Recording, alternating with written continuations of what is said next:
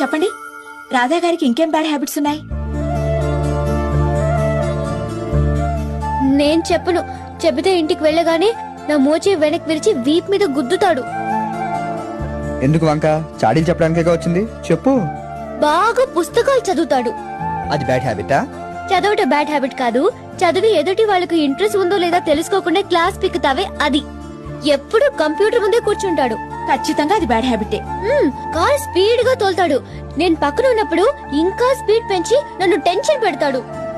అచ్చరే, cigarette మందు లాంటివి అవేం లేవు. ఉంటే చంపేయను. ఆయనకిష్టం లేనివేంటి? అది వద్దు, నేను చెప్తే మీరు ఫీల్ అవుతారు. పర్వాలేదు, చెప్పండి. ఆడవాళ్ళు స్లీవ్లెస్ వేస్తే ఇష్టపడడు. గోళ్లు పెంచుకుంటే అస్సలు ఇష్టపడడు. ఆయనకిష్టమైనవేంటి? చెప్పండి. గ్రీన్ కలర్ డ్రెస్ అంటే చాలా ఇష్టం. అందరితో కలిసి ఉండడం అంటే రాధకి చాలా ఇష్టం.